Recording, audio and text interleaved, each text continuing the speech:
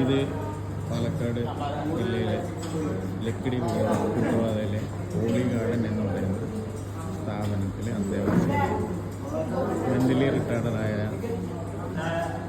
അല്ലെങ്കിൽ ഓട്ടിസ്റ്റിക്കായ കൂടുതലും മെൻ്റലി റിട്ടാർഡായിട്ടുള്ള ആളുകളാണ് ഇവിടെ ഉള്ളത്.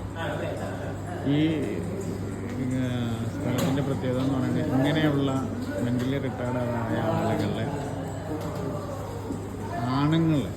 പുരുഷന്മാരെ മെയിൽ ക്യാരക്ടേഴ്സിനെ വികസിപ്പിക്കുന്ന സ്ഥലങ്ങൾ വളരെ അപൂർവമാണെന്നാണ് കേട്ടത്. എനിക്ക് പരിചയമുള്ളൊരു സ്ഥലമുണ്ട്, അത് കൊപ്പത്ത് അഭയമാണ്. അവിടെ എല്ലാവരെയും എടുക്കുന്നുണ്ട്. ഇവിടെ പക്ഷേ പുരുഷന്മാരെ മാത്രമാണ് എടുക്കുന്നത്. അവരെ സംരക്ഷിച്ച് പോവുകയാണ് ഇവിടെ ചെയ്യുന്നത്. ഞാനിന്നിവിടെ ഇവരോടൊപ്പം ഇന്ന് യോഗ ഡേ ആണ്. അപ്പോൾ ആ യോഗ ഡേ ഇവരുമായി സംവാദം നടത്താനും അല്ലെങ്കിൽ ഇവർക്ക് കുറേ കാര്യങ്ങൾ പറഞ്ഞു കൊടുക്കാനും വേണ്ടിയിട്ടായിട്ടാണ് ഞാനിവിടെ വന്നത്. അപ്പോൾ എനിക്കിതൊരു വല്ലാത്തൊരു അനുഭവമായിട്ടാണ് തോന്നിയത്. ഞാൻ നേരത്തെ ഒപ്പം അഭയത്തിൽ പ്രാക്ടീസ് ചെയ്തിട്ടുണ്ട്.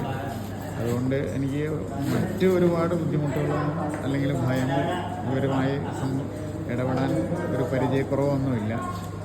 അപ്പോൾ ഞാനത് ഇന്നത്തെ എൻ്റെ ഈ ദിവസം ഇവിടെ ഇവർക്ക് എല്ലാവരുടെ കൂടെ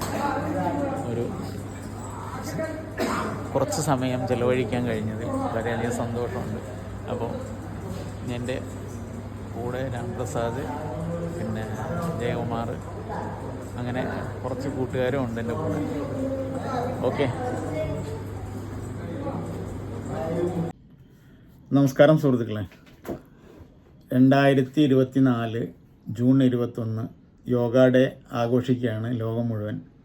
അപ്പോൾ ഈ ദിനത്തിലെ യോഗാ ദിനത്തിലെ മെസ്സേജ് എന്താണെന്ന് വിചാരിച്ചു കഴിഞ്ഞാൽ yoga for self and society എന്നാണ്. അപ്പോൾ സെൽഫ് ആൻഡ് സൊസൈറ്റി എന്ന് പറയുമ്പോൾ നമ്മളുടെ സ്വന്തമായതും അതേപോലെ തന്നെ സമൂഹത്തിന് ഉതകുന്നതുമായിട്ടുള്ള കാര്യങ്ങളാണ് അതിന് പ്രതിപാദിക്കുന്നത്. അപ്പോൾ ഈ ദിവസം നമ്മൾ നടത്തിയ 3 പ്രോഗ്രാമുകൾ, ഒന്ന് SRVJB സ്കൂളിലെ കുട്ടികൾക്ക് യോഗ ക്ലാസ്സും ഒരു ബോധവൽക്കരണ ക്ലാസ്സും.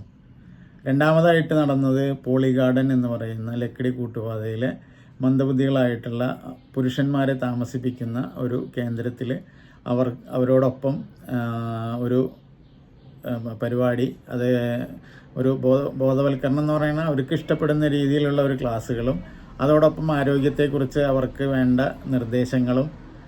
അതുകൂടാതെ അവിടെ അന്നേ ദിവസം പിറന്നാൾ ആഘോഷിക്കുന്ന ദമ്പതിമാരുടെ വകയായി അവർക്കൊരു ഫുഡും വിതരണം ചെയ്യുന്നുണ്ടായിരുന്നു. അപ്പോൾ അതിലെല്ലാം പങ്കെടുത്ത് പിന്നെ അതോടൊപ്പം തന്നെ നമ്മളുടെ പാമ്പാടിയിലെ ആർത്രയം എന്ന് പറയുന്ന ഒരു സ്ഥാപനത്തിൽ നമ്മൾ അവിടുത്തെ അന്തേവാസികൾക്കും അതേപോലെ നാട്ടുകാർക്കുമായിട്ടുള്ള ഒരു യോഗ ക്ലാസ്സും, ഈ 3 പരിപാടിയാണ് ഈ ഇപ്രാവശ്യത്തെ യോഗ ഡേയുമായി ബന്ധപ്പെട്ട് നമ്മൾ പങ്കെടുത്തത്. അത് ഈ തപോവനം എന്ന് പറയുന്ന ആദ്യത്തെ സ്ഥാപനമാണ് ഇന്ന് ആർത്രയം എന്ന പേര് മാറ്റി ഇന്ന് പാമ്പാടിയിൽ സ്ഥാപിതമായിട്ടുള്ളത്. അപ്പോൾ ഞാൻ ഈ മെൻ്റലി റിട്ടാർഡായിട്ടുള്ള ഈ അന്തേവാസികളെ താമസിപ്പിക്കുന്ന സ്ഥലത്ത് പോയി അവരുടെ കാര്യങ്ങളൊക്കെ കണ്ട് മനസ്സിലാക്കിയപ്പോൾ എനിക്ക് അവരെ സഹായിക്കാൻ സമൂഹത്തിലുള്ള ആളുകളിലേക്ക് ഇത് എത്തിക്കണം എന്നുള്ളൊരു തോന്നലുണ്ടായി. അതുകൊണ്ടാണ് ഞാൻ ഈ വീഡിയോ ചെയ്യുന്നത്. അറിയാലോ, ഒരു മെൻ്റലി റിട്ടാർഡായിട്ടുള്ള അല്ലെങ്കിൽ മന്ദബുദ്ധിയായിട്ടുള്ള ഒരു കുട്ടി ഒരു വീട്ടിലുണ്ടാവുകയാണെങ്കിൽ ആ കുട്ടിയെ ആ വീട്ടുകാർക്ക് എത്രമാത്രം അതുകൊണ്ടുണ്ടാവുന്ന പ്രശ്നങ്ങൾ എന്തൊക്കെയാണെന്ന് ഏതാണ്ട് ഏറെക്കുറെ എല്ലാവർക്കും ഊഹിച്ചാൽ മനസ്സിലാവുന്നതാണ്. അപ്പോൾ ഒരു 128ഓളം പേരെ പാർപ്പിക്കുന്ന ഒരു സ്ഥലത്തെ സ്ഥിതി എന്തായിരിക്കും അറിയാലോ. ആഹാരം, അവരുടെ വസ്ത്രം, അതേപോലെ തന്നെ അവർക്ക് വേണ്ട ചികിത്സകൾ എല്ലാം ഒരു വലിയ ഒരു ബാധ്യത തന്നെയാണ് ആ സ്ഥാപനം ഏറ്റെടുത്തിരിക്കുന്നത്. ഒരുപക്ഷെ നമ്മളുടെ ഗവൺമെൻറ് അവർക്ക് പെൻഷൻ കൊടുക്കുന്നുണ്ട് എന്ന് പറയുമായിരിക്കും. പെൻഷൻ എന്ന് പറയുന്നത് 1500 രൂപയാണ് ഒരു മാസം കൊടുക്കുന്നത്.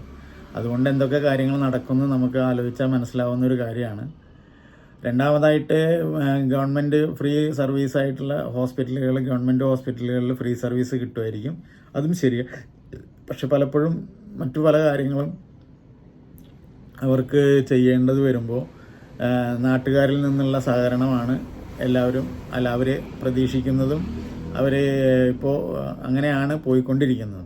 അപ്പോൾ നല്ലവരായ നാട്ടുകാർ സഹായിക്കുന്നുണ്ടെന്ന് പറഞ്ഞു. ഞാൻ ഈ വീഡിയോ തയ്യാറാക്കുന്നത് അവരോട് ഒരു അഭിപ്രായം ചോദിച്ചുകൊണ്ടൊന്നല്ല. ഞാൻ അവരോട് ചോദിച്ചത് എന്താണെന്ന് വിചാരിച്ച് ഇത്രയാണ്, എന്താണ് ഇവിടുത്തെ ചിലവ് വരുന്നത്, അത് പൊതുജനങ്ങൾക്ക് അറിയാൻ താല്പര്യമുണ്ടെങ്കിൽ അതൊന്ന് അയച്ചു തന്നാൽ, താല്പര്യമുള്ളവരുണ്ടെങ്കിൽ അവിടെ എന്തെങ്കിലും ചെയ്യാൻ കഴിയുന്നവരുണ്ടെങ്കിൽ ചെയ്യാമെന്നുള്ള ഒരു മനസ്ഥിതി കൊണ്ട് തന്നെയാണ് ഞാനിത് ചെയ്യുന്നത്. ഞാനിവരെ പ്രൊമോട്ടറോ അല്ലെങ്കിൽ ഇവർക്ക് വേണ്ടി പ്രവർത്തിക്കുന്ന ഒരാളൊന്നല്ല. ഞാൻ ചെയ്യാമെന്ന് അവരോട് ആവശ്യപ്പെട്ട് അല്ലെങ്കിൽ ഞാൻ അവരോട് പറഞ്ഞ ഒരു കാര്യം, ഏതെങ്കിലും തരത്തിലുള്ള ആരോഗ്യപരമായിട്ടുള്ള കാര്യങ്ങളിൽ അവർക്ക് എന്തെങ്കിലും വിഷയങ്ങൾ വേണമെന്നുണ്ടെങ്കിൽ ഏതെങ്കിലും തരത്തിലുള്ള സഹായം, എന്നെക്കൊണ്ട് ആവുന്ന സഹായം, ഞാൻ പ്രകൃതിയാണല്ലോ ചെയ്യുന്നത്, അപ്പോൾ അതുമായി ബന്ധപ്പെട്ടുള്ള ഏതെങ്കിലും കാര്യങ്ങൾ അവർക്ക് ആവശ്യം വരികയാണെന്നുണ്ടെങ്കിൽ അത് ചെയ്തു കൊടുക്കാം എന്നുള്ള ഒരു വാഗ്ദാനം മാത്രമാണ് ഞാൻ ചെയ്തിട്ടുള്ളത്. ബാക്കി കാര്യങ്ങളൊന്നും ഞാൻ പറയുന്നില്ല. അത് പറഞ്ഞു ചെയ്യുന്നതിനോടൊന്നും എനിക്ക് താല്പര്യമില്ല.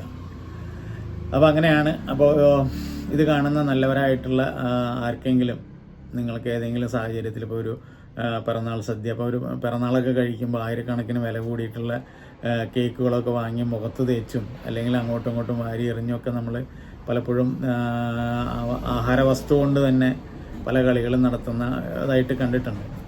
അപ്പോൾ അതിനൊക്കെ പകരം ഒരു നേരത്തെ ആഹാരത്തിന് വേണ്ടി കാത്തിരിക്കുന്ന ഇതുപോലെയുള്ള ഈ ചോദിക്കാനോ അല്ലെങ്കിൽ അധ്വാനിക്കാനോ അല്ലെങ്കിൽ മറ്റെന്തെങ്കിലും രീതിയിൽ വരുമാനം കണ്ടെത്താനോ കഴിയാത്ത കുറേ ആളുകൾ നമ്മുടെ സമൂഹത്തിലുണ്ടെന്നും അവർക്ക് വേണ്ടി നിങ്ങൾക്ക് എന്തെങ്കിലും ചെയ്യാൻ പറ്റുകയാണെങ്കിൽ ചെയ്യണമെന്നും അഭ്യർത്ഥിച്ചുകൊണ്ടാണ് ഞാൻ ഈ വീഡിയോ തയ്യാറാക്കിയിടുന്നത്.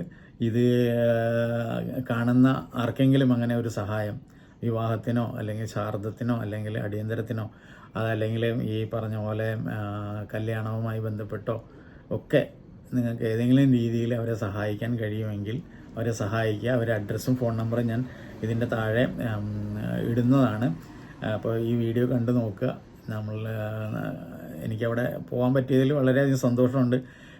പിന്നെ മറ്റൊരു കാര്യം എന്താണെന്ന് വെച്ച് കഴിഞ്ഞാൽ എനിക്ക് ഇവരെ ഭയമൊന്നുമില്ല. കാരണം എന്താ വെച്ചാൽ ഇവർ പലരും അക്രമകാരികളാണ്. എന്നാലും ഭയമൊന്നും ഇല്ലാത്തതിൻ്റെ കാരണം നേരത്തെ കൊപ്പത്ത് അഭയത്തിൽ ഞാൻ ഇതേപോലെ വർക്ക് ചെയ്തിട്ടുണ്ട്. 2 വർഷത്തെ സർവീസ് അവിടെ നടത്തിയതുകൊണ്ട് ഇതുമായി ബന്ധപ്പെട്ടിട്ടുള്ള ആളുകളെ ഒരുപാട് അവിടെ ഞാൻ പരിചയപ്പെടുകയും അവർക്ക് വേണ്ട സഹായങ്ങളൊക്കെ ചെയ്തു കൊടുത്തിട്ടുള്ളതുകൊണ്ട് എനിക്ക് അവരെ കാണുമ്പോൾ ഭയമൊന്നുമില്ല. ഇതേപോലത്തെ കുട്ടികളെ ചികിത്സിച്ചിട്ടുമുണ്ട്.